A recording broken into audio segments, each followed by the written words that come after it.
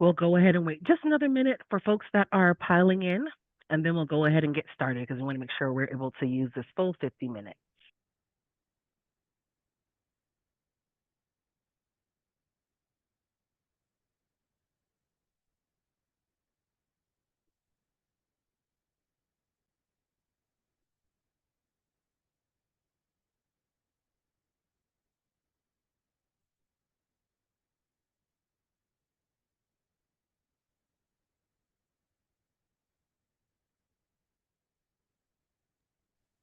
All righty. Welcome, everyone. Thank you for being here. We want to make sure we have full use of our time. My name is Katrina. I'm from Kale. We're so glad that you have joined us for this session, a Reconnect Amplified Data Driven Adult Enrollment Wins Through Targeted Digital Marketing.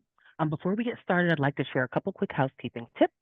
Attendees are muted, so please introduce yourself in the chat box, meet your fellow attendees. And so with that, I'll go ahead and welcome our speakers. We have Dr. Michelle Cyrus, the Student Success Strategy Manager for Michigan Department of Lifelong Education Advancement and Potential.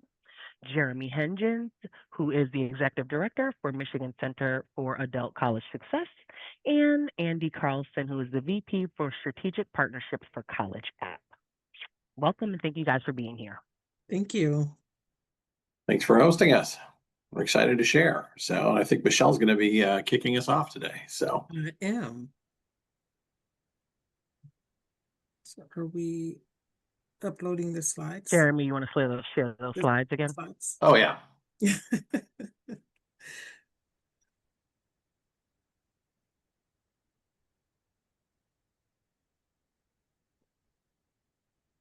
So good after, oops, sorry. Did that display? Yep. So Perfect. next slide, please. So good afternoon. Thank you all for joining us. We are so excited to share about this initiative that we did in Michigan. And so for today's agenda, you'll learn about the Reconnect campaign and all of the background work we did for this, how we did it, the campaign outcomes and insights, and the keys to success, because we did have a very successful program with this. Next slide.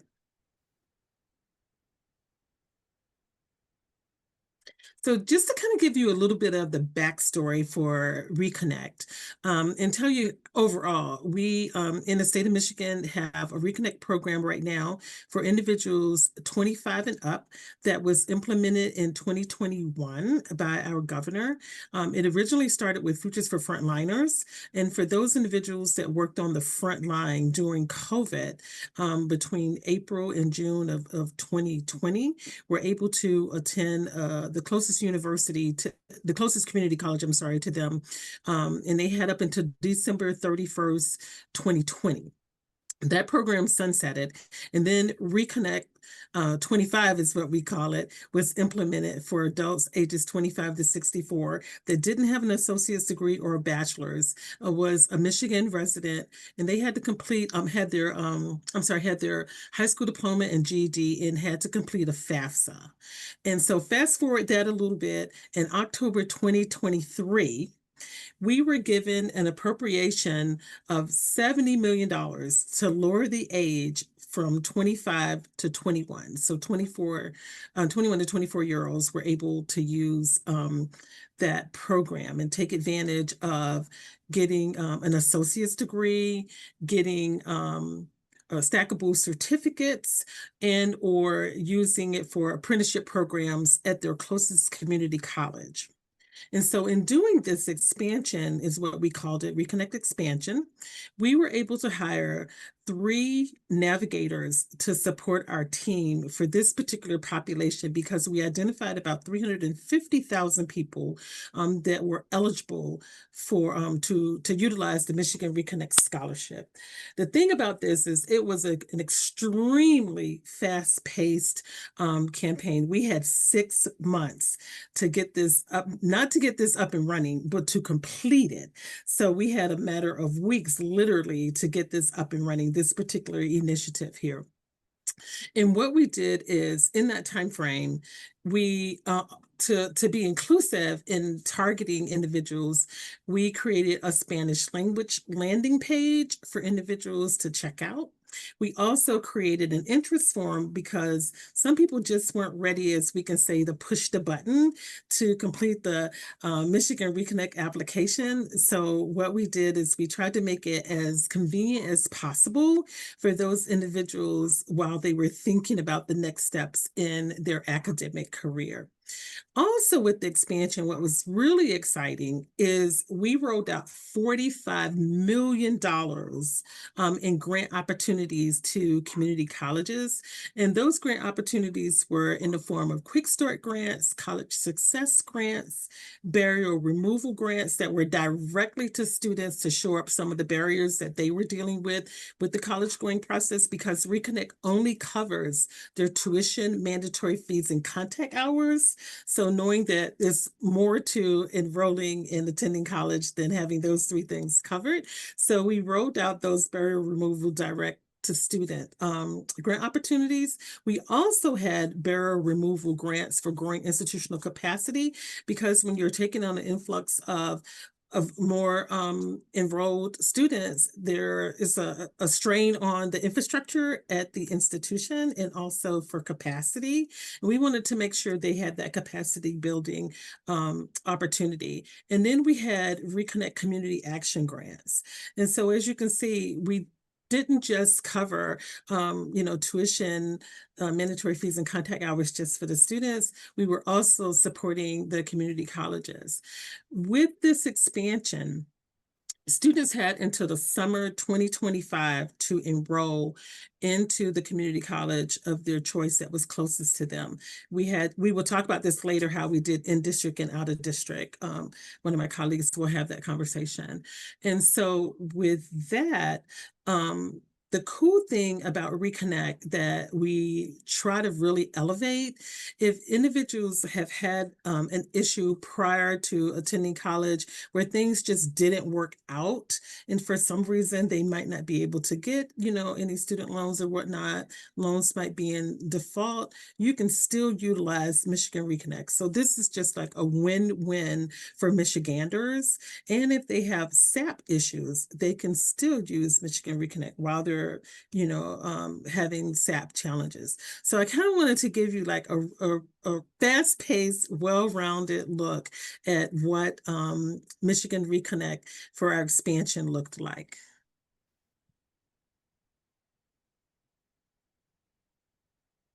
I'll turn it over to Jeremy. Yeah, and so to support that work, as Michelle noted, we had a short timeline to really help kind of promote this program and boost enrollment, since it was going to be a short-term program, and we're hoping to make it permanent in the future. But we had a short run with some one-time dollars to fund that expansion. So we had a short timeline to get in front of individuals to really make sure that they were aware of the opportunity and would take advantage of it. So the campaign we ran our ads actually started in July and ran through December of 2024. So it was really just a 6-month advertising spend. And we did it strictly for this particular campaign we're going to talk about, we did it strictly on digital media.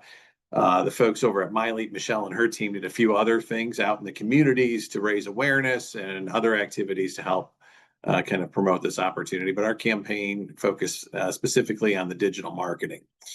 And we ended up spending about $250,000 primarily on Meta, TikTok, and Snapchat.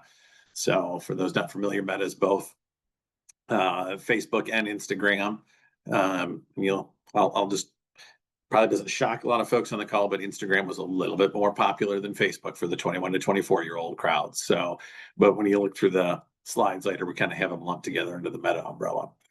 And, our main goal here was, how do we get folks to engage, be aware of the campaign and then sign up and enroll in a really short period of time. We know that enrolling in college is a significant life decision. So, our initial goal was to try and sign up and get about another, 4,500 individuals to sign up for the Reconnect program over that 6-month goal. And as you'll see, we far exceeded that number through the work that we did. And part of our work for the campaign strategy, we had a collective effort between the Michigan Center for Adult College Success, bringing in the knowledge and expertise that we had, our partners at MyLeap, so Michelle and her team, and as well as our friends at College App. And we really wanted to look at, what is that person level marketing? How do we really take a focus on getting ads that look like individuals in front of them? And we also had the ability to do a couple different things with this too. So thanks to our partnership with College App on this, we had that underlying data that we could utilize so we could actually do targeted individual marketing campaigns. So, what we mean by this, and Andy will dive into it a little bit deeper, but as opposed to just buying 21 to 24-year-olds on Facebook or Instagram or TikTok, we worked with our partners at College App to build the actual audience of individuals with intent to enroll, and in that 21 to 24-year-old market. And from there, we kind of did a little bit of an audience analysis to get a better understanding of who these individuals were. We took the insights that we had, what our creative vendor partner had, as well as the rest of the team, on what are those messages that will help motivate those individuals to, take advantage of this opportunity. And because we had that individual level data, and through a partnership with College App, we were able to really go in and we would walk into like Facebook, digitally, I guess, but work with Facebook, Instagram, TikTok, Snapchat, and not just buy 21 to 24-year-olds, but find those individual accounts and place the ads directly on those counts of the individuals on our list. So that was really powerful. It allows us to be more efficient in our deployment of marketing dollars. But the other things that it allowed us to do is that person level marketing. We can make sure that the ads that folks received looked and felt like themselves. They could see themselves in the ad.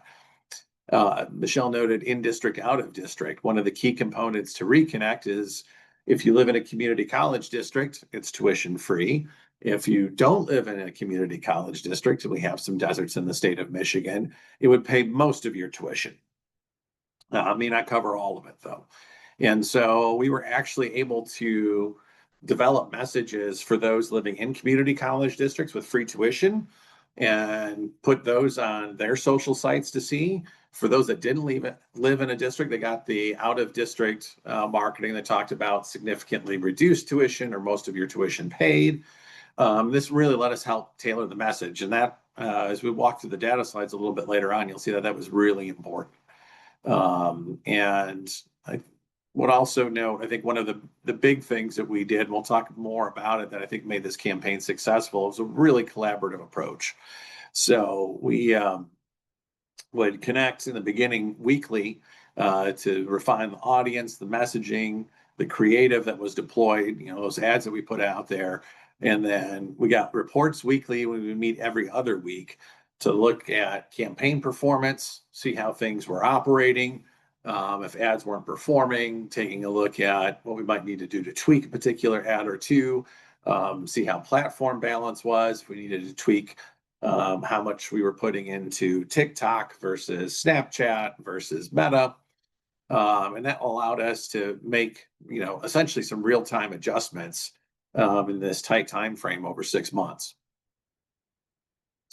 And, I just talked a little bit about that team approach, but it really made a huge impact on developing not just the audience, but the creative messaging that would resonate with these particular audiences. And because we were touching base regularly with a kind of a really open dialogue, we were able to make the tweaks and real-time adjustments that were necessary throughout the life of the campaign to ensure its success. Michelle noted a couple of innovations that came out of the collaborations. One of the things that we discovered when we were looking through the data is we had a high Hispanic population with Spanish as a primary language.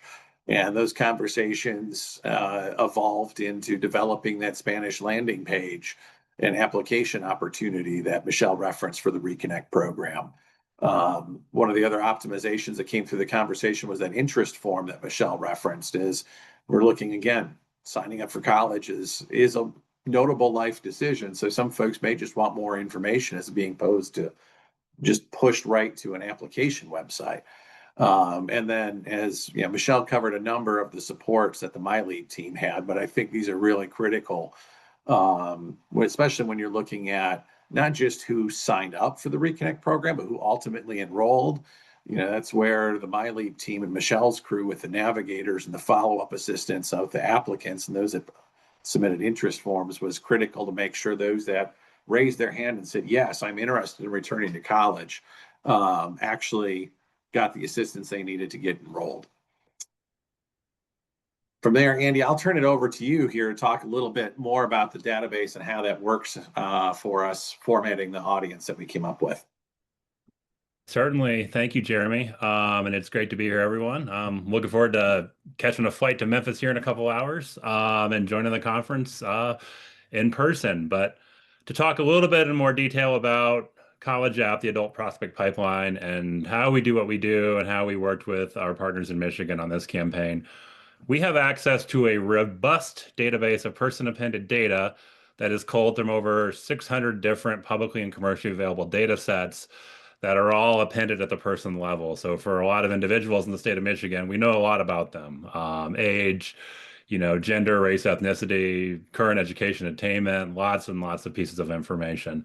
We use this information combined with survey techniques to actually develop predictive models that get layered into this database, predicting each individual's likely intent to pursue education and training. And another model we used in this case was preference for a community college experience. So in this case, we use this database to create audiences for each channel that we ran campaigns on that Jeremy's already mentioned. So in short, we handpicked individuals to see the ads in this campaign. We didn't ask Facebook to find individuals with certain characteristics. We actually created the lists within our database and put ads in front of those handpicked individuals. So using this database and our models, we were really able to hone in on that 21 to 24 population with some college no degree and less current education attainment. And importantly, as Jeremy mentioned, we were able to divide the audience geographically between in-district and out-of-district to allow for that message differentiation with the different offers. That was really a huge plus as the scholarship amounts were different across those two areas. And, again, using the underlying database, we talked about Spanish language ads. How were we able to find primary Spanish speakers? That's information in our database. So we created lists specific to that.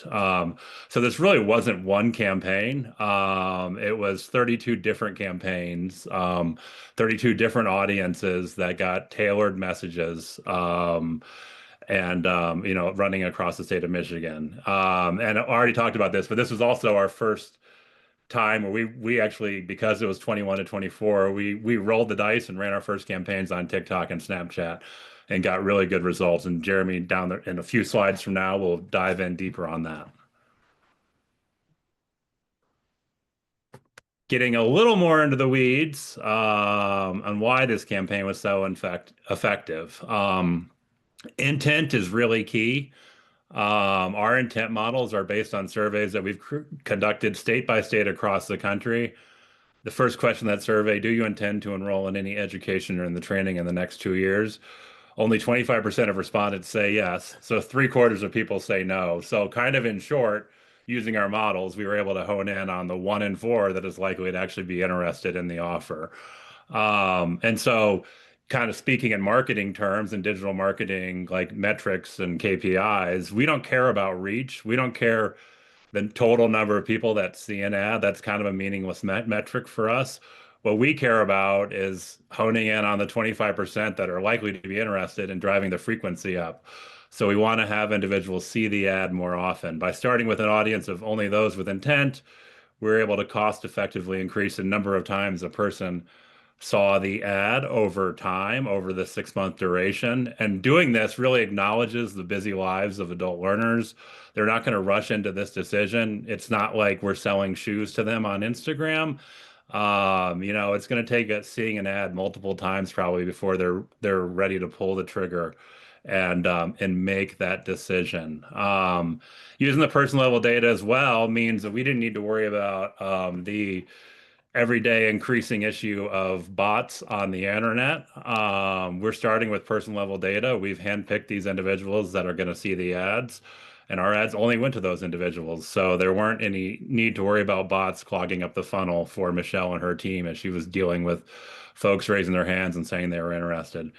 And talked a little bit about this with Jeremy already talked about this, but we met regularly with Jeremy and Michelle's teams, discussed in real time how the campaign was going. So often we'd see that, or not often, but in those instances where one ad wasn't doing as well as the others were, we didn't try to figure out why. We just said, let's just pull that ad and double down on the ones that are doing even better.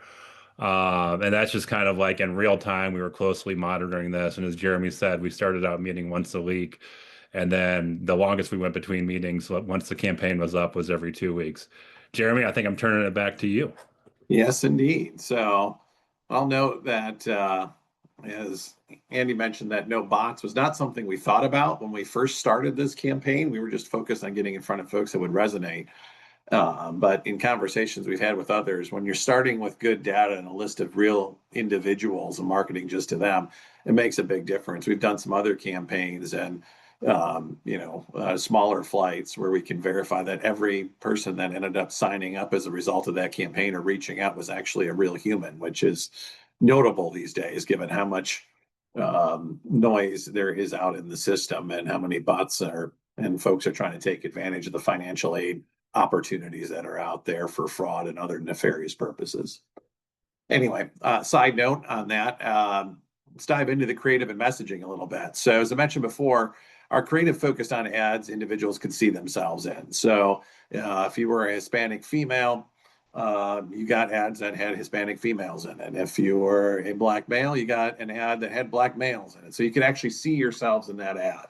And not too hard to find videos and graphics of 21 to 24-year-olds on a college campus. So that was actually pretty easy to put the creative together.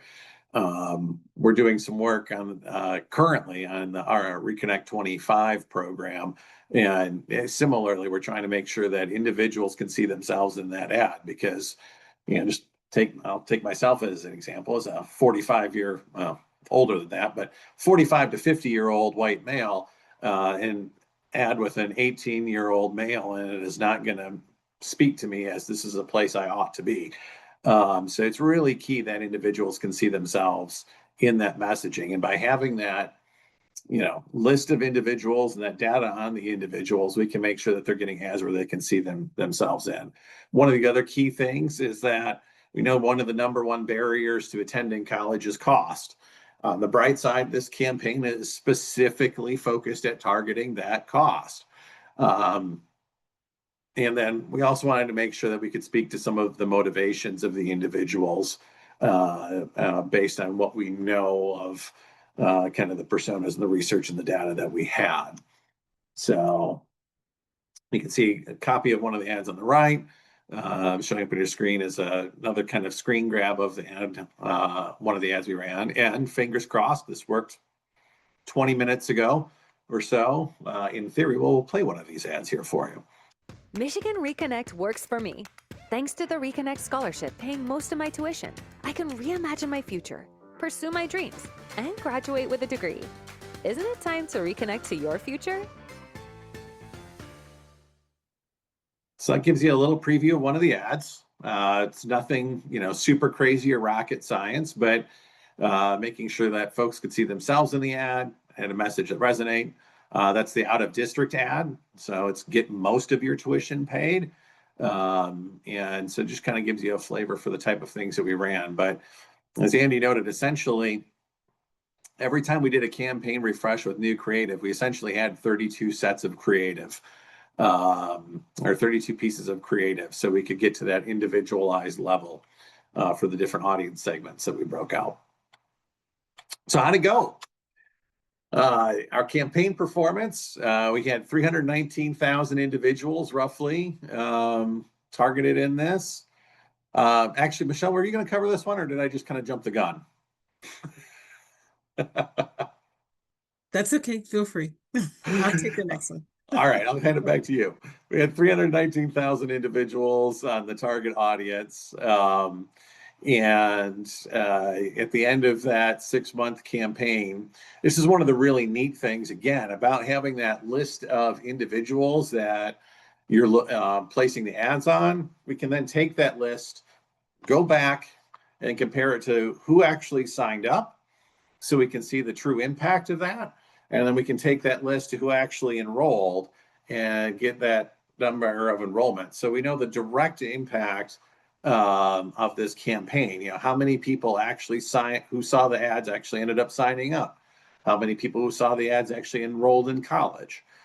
I know that the digital marketing ads may not be the sole factor to motivating them to do so, but it's obviously a contributing factor. And we can actually track that because we had a very specific list of individuals that we were targeting in the marketing campaign. So that's how we know, at least 16,000 individuals completed the application following the start of the campaign. That number could have been a little bit higher because we had a little, some date windows in there, but we know that's kind of the bare minimum number that was there. And you can see the applications per month prior to the digital marketing campaign versus after went from about 2,000 per month to almost 3,600. So saw some really great traction there. And now, sorry, Michelle, I got excited and kept rolling. I will turn it back over to you. Absolutely, no worries. So as you can see, we're really, really excited about how this initiative worked out. And as Jeremy did mention, there were several other initiatives going, but this was so specific, we could track what was happening. And so between about 9,400 and 12,000 individuals actually enrolled in college is what we initially thought as we were tracking this, because in our office, sometimes the data runs a little bit behind. But in fact, with this particular campaign, we think about 13,500 actually enrolled based on this digital marketing campaign. And to date, we have about 16,793,000 people that have enrolled overall. So you can see that this particular initiative that we were able to like pinpoint and track so detailed that it was like a great bang for our buck, and where I feel like we spent a low to moderate investment for this, but had such a large gain. And in fact, we received about 34,950 applications overall. So you can see that was significant based on how many people enrolled from this campaign from the 16,000. And we know between 43 to 57% on our conversion rate for these particular students that enrolled. And one thing I really want to elevate is we have determined for Reconnect students term to term, they persist higher than non-Reconnect students. So it's 65% versus 56%. So 65% for Reconnect students in term to term persistence versus non-Reconnect students at 56%. So I think that's like really significant that I want to elevate here, and want to really elevate the fact that this was an extremely successful initiative that we did out of the 12 initiatives that we did in our office, and so successful that we are replicating this again with our Reconnect 25. So those are our students that are 25 to 64. We're using the same method, and I want to elevate that we're seeing the same amount of success with this particular campaign as we have rolled it over into Reconnect 25. Thank you, Michelle. And so, yeah, with that 13,000 number, and for those joining us, that's like a hot off the presses number. So Michelle enlightened us about that like right before we started. So we're probably actually close to about a 60% conversion right now too, which is awesome. So I'll dive into some of the key metrics when you kind of the best metric, of course, is enrollment. But when you're looking at the campaign on the digital marketing metrics, kind of how did that play out and what did we see and what did we learn through the digital marketing efforts? So first I'll start with Meta and really kind of walk through what we saw versus in district versus out of district. And this really made an impact, particularly on Meta. So as a reminder, our in-district ads were saying free tuition. Our out-of-district ads were significantly reduced tuition at first, and then we got moved into phrasing it most of your tuition paid. Intriguingly on Meta, the engagement rates were significantly skewed, where our in-district engagement rates, you can see, are about 26%, versus the out-of-district messages were like 2.3, is very small. And, just to give you a size for the reach, we had about 276,000 reach out of district, 228 was the in-district reach. So just give you some size of scope. But I'll kick into the other platforms. TikTok probably doesn't shock anybody, but for 21 to 24-year-olds, this was the place to be. They had a much broader audience in the 21 to 24-year-olds than Meta or Snapchat. So we saw really good engagement rates here, 9.9% for in-district, 8.4. It's a little bit more parity here for in-district versus out-of-district. But we saw really great engagement rates on TikTok. And one of the things that I found interesting is when you look over at Snapchat numbers now, it's a much smaller audience that we see on Snapchat, but the engagement rates are the highest of all the platforms we were on. They were hitting about a 14% engagement rate. For those that aren't as familiar with the digital marketing world or are and have some questions on how we calculate engagement rate, it's really just the percentage of individuals that click through on the ad. That is not a unique engagement rate because we feel like if they click through more than once, that's a good thing. But we see a much higher engagement rate on Snapchat. And I can tell you right now, from the work that we're doing on the Reconnect 25 marketing, what we're seeing on Snapchat is, again, it's a smaller audience, but in this case, we're seeing ridiculously high engagement rates, like 40% high engagement rates. Again, smaller audience, but they seem to be much more engaged with the free community college or most of your tuition paid community college message. I don't know why that is on Snapchat. It's something I think we're going to dive into to try and understand a little better, but it seems to be a really high engagement platform. A big difference between the Reconnect 21 campaign here that we're covering and what we're seeing on the Reconnect 25 and plus. TikTok does not perform nearly as well and has a much smaller audience, particularly when you get north of 35 years old. And Meta does much better for that older crowd than TikTok does. So I don't think this shocks a ton of people, but we've got the data to back that up now. As we mentioned, you can kind of see this demographic slide. I'm just going to point out a couple numbers like right in the middle of the chart. Just kind of shows you by demographics, and in district is the ID. OOD stands for out of district. As you can see, the out of district messaging is towards the bottom, and it didn't perform nearly as well as the in district. Again, most of your tuition paid is enticing, but free tuition is really hard to beat. But one of the things I really want to lift up, and as we mentioned earlier in the discussion, like our audience analysis discovered, we've got a high percentage of Spanish primary language individuals in our audience. And so we wanted to make sure that we had, a Spanish landing page and an interest form, and we also were able to run the ads. And if you look right in the middle of that chart, the Hispanic female Spanish ads. So these ads ran in Spanish. We had an out-of-district one and an in-district one. And if you look at those engagement rates, the highest engagement rate out of any audience was Hispanic females, Spanish in district at 16.3%. And I think it really speaks to the power of making sure that you're identifying and connecting with your audience in a way that makes them see themselves, feel valued and heard in your marketing, because it blew the doors off anything else that we saw when we were placing these ads out in Spanish.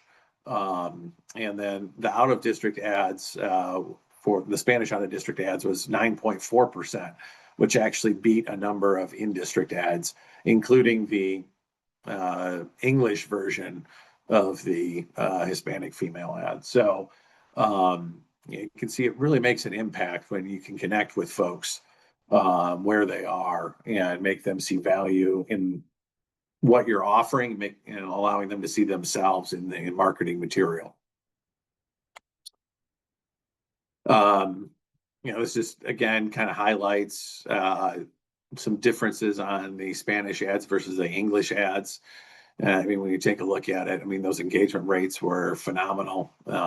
English ads overall engagement rates about 13.2. Collectively, the Spanish ads was about 27.6. It actually made them very effective because we were getting a high engagement rate. When you look at that cost per click, which is what CPC stands for, the CTR on this chart is the click-through rate, so kind of the percentage of folks clicking through. It's got the reach on there. Obviously, our Spanish ads, it was a smaller population than our overall English-speaking population, but it was incredibly effective with much higher engagement rates. And if you look at that out-of-district number, again, overall Spanish ads out of district was 13.9% engagement rate when across all of the platforms, et cetera. And our out of district English ads, we were looking at 1.9. So, I mean, it is a night and day difference. And it's a population that more and more colleges, I think, are taking. This is helping open the eyes of this is a population that they can serve that are highly motivated, highly engaged in this, in pursuing a post-secondary education. So, it's one of the fun things about this work is, yes, it was great doing the marketing and getting the word out there, but we've learned a lot of things about our potential adult learners through this process as well that we can take back and adapt. And, this is always good for all of our case-making folks if you're trying to get past your CFO on the value proposition of the campaign. So, as I mentioned in the beginning slides, the cost in dollars was $254,000 on just the media placement. So that is how much we spent placing ads on TikTok, Meta, Snapchat. That was our ad buy, was $254,000 for the entirety of the campaign. So when you kind of walk through that out, it's about 80 cents we spent per individual we marketed to. It's about a little under $16 per Reconnect sign up. So the individuals who applied for the program. And then, as you noted earlier, there was an enrollment range between 9,500 and 12,500. Thanks to Michelle's numbers, we now know it's over 13,000. So our cost per enrollment should actually be even lower than the $20 per enrollment that was spent. If you do total cost of everything we spent on this campaign, so that includes not just the media placement, but the creative, any expenses remotely attributed to this marketing campaign. The total cost for the statewide campaign was about $470,000. And so that second line kind of gives you the breakdowns by the entire cost of the campaign and what we saw out of that. And again, it was about $148 on cost per individual we marketed to, $29 per sign up, and then we'll have to rerun this chart, Michelle, with that new enrollment number, but it would be somewhere south of $37 per enrollment, which in the grand scheme of things is pretty impressive numbers here. Because bottom line, that $471,000, if you look at the total cost of everything that this campaign expended, Bottom line, it would result in between 18.2 and $24 million in anticipated minimum college tuition revenue. How we calculated that is the number of enrollees taking the minimum number of credits required by the Reconnect program. So average tuition cost to the minimum Reconnect standards. So, and again, we're probably actually, based on the updated numbers, north of that $24 million in 1 year of tuition revenue generation. So, for a less than $500,000 investment, it generated, will have generated over $24 million revenue in 1 year. And with that, we'll kind of bring the whole team in for kind of this keys to success discussion. So we went over a lot of this, but having that data is foundational, was really foundational to the success of the campaign. Having that individualized data allowed us to tailor the campaign, have the specific creative and messaging that we need, and getting it in front of the people, the right people, getting in front of real people, to take advantage of the college opportunities. And, it allows us to understand the audience. We had a great collaborative process on design. Because we had that detailed data on our individuals, we could develop that creative. And I will note the product does matter. It is hard to beat free tuition, but clearly the data is phenomenal and really helped develop that messaging that we needed. So Michelle, I'll turn it over to you because I know you have some additional thoughts you wanted to share on this success of the campaign. Absolutely. I want to reiterate that what Jeremy was saying. We did have about 12 initiatives that were going on at different levels of what they were accomplishing. But one of the things I want to really elevate is, and I say that because it wasn't like we weren't doing any work. We were marketing. We realized we needed to target these individuals that we were able to lure, reconnect. To give them the opportunity to follow their educational dream. But one of the things that we also know is that it's not just enough to market. We have to be creative in how we're marketing and how we're targeting and reaching those individuals. And this particular initiative allowed us to be able to do that. And one of the things I really want to elevate here is you see the cost associated with this.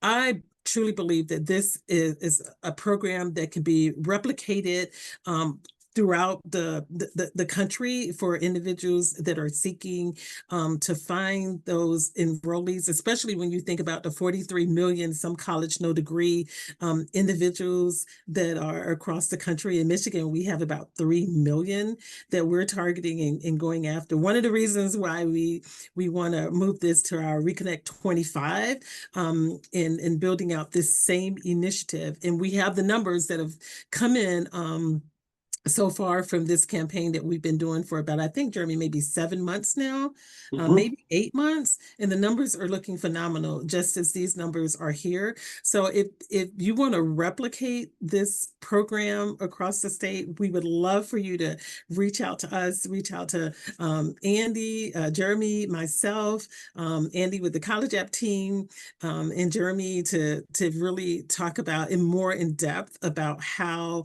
he built these great relationships to make this come to fruition. And I'm more than willing to talk about Reconnect and the success of Reconnect and how we are so excited to continue this relationship.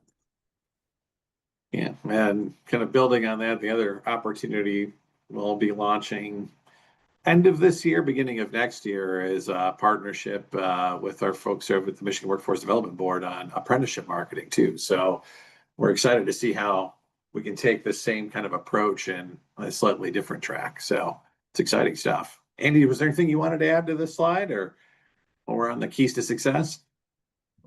I just want to kind of bring the point home that collaboration was a huge key with this. And to be honest, I don't really like meetings, and I looked forward to the meetings that we had every week or every other week. It was fun. We were all working together with an end goal in mind, and recognizing that all the partners brought certain things and points of expertise, and we listened and worked together, and like the sum was truly greater than the individual parts, right? Like Absolutely. it was a really exciting and awesome project for a lot of reasons, and I think that was a big part of it that shouldn't be, like we should emphasize that. I do want to take a moment to elevate it being Veterans Day. So I want to thank any veterans that might be in the audience for taking the time to come to our session today. And also, we're going to open it up. If there's any questions, we would love to answer any. And while we're on the topic, you stole my thunder. I was going to do it when we move to the contact side. So in the world of thanking veterans, I want to thank Michelle, who is a veteran who is with us and part of the team today as well. So Thank you very much. appreciate you taking time today to be part of our team discussion on this. And thank you for your service. Thank you so much. I really appreciate that. Yes, thank you, Michelle, for your service, and thank you to our speakers. I am monitoring the Q&A. I don't see any questions as of yet, but I do just want to make the point to say this was such a great presentation. It was so interesting to see just, all the different types of digital media and the small nuances and the connections that you're able to make. And there's so much to learn from it. I'm a big advocate of not reinventing the wheel. And so when you see people that have looked at all these different aspects and they've honed in on, how to get from A to B, a lot of times with institutions, marketing, when money is tight, marketing money can be some of the first to go. And so to be able to say, research says if we can spend, a lot less if we really, really focus on targeting the marketing and not just being, the generic run of the mill thing that maybe we've done before.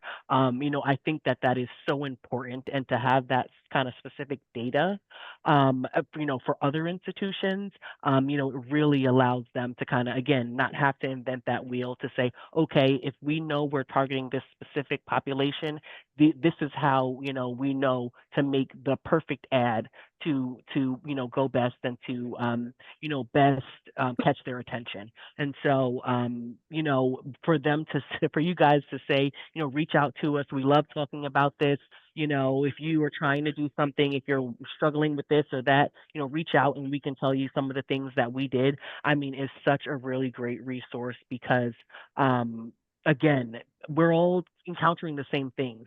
So why have to invent the wheel and figure out all these things when someone else already did that? And then again, you can say the research shows, and then and you can pull their research. And one thing that someone mentioned as well, the slides and the presentations are available after conference through the hub and through the app. And so they're really great resources to then go to your employer or to your institution and say, hey, look at these slides, look at this data, look at this information, look at how successful, what they did was. And so that's really great, for our attendees. And we also have a case study. So we didn't elevate our case study.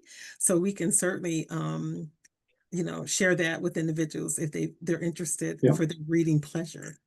Yeah, it's on our website, and if all went well, theoretically, I uploaded that, so I should be able to have access to that through the hub. So I think I uploaded that by the deadline like a month ago. So the case study should be a resource you should have access to. But if anybody's looking for it, you can reach out to any of us, and happy to share it, or hit us up on the Michigan Center for Adult College Success's website. So our name's a mouthful, so my apologies about that. But we didn't have a choice in the naming, so. They can also find it on LinkedIn. We're all on LinkedIn, indeed. And we have posted that case study. So you can track us there. And we do have just one question. The question, did you contract with College App to do the ad placement, or did they use just the contacts and place your own? We contracted with College App to do the ad placement. So it was really the state. State provided us the opportunity to kind of quarterback the program at the center. And so the center then contracted with College App to do the ad placement. And we had another vendor, 25th Hour Communications, that did the creative work. And then I've gosh, they used to be called something else, and I forgot. I think Interact Communications, but Right. yeah, and they've had an extensive history doing community college marketing. So that was the creative vendor. They were responsible for the ads that you saw played here. And like I said, it was a very complete team discussion though when we had that. We brought everybody together. So all four legs of that stool were in those meetings on a regular basis. But yeah, College App did the list identification and the media placement. When we had another vendor do the actual ad development. And there was kind of group work on the message development. Yep. So, I mean, Interact had the initial proposal on it, but it was a lot of collaborative back and forth on refining them. Absolutely.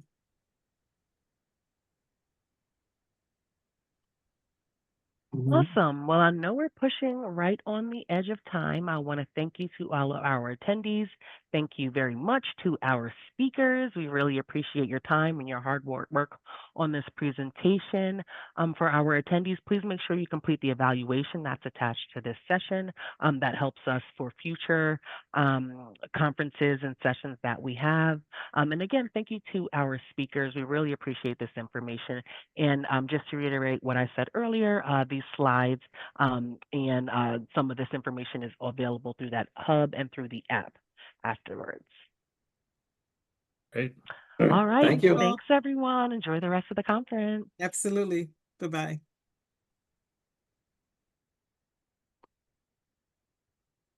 Okay. That went well, I think. I think so too.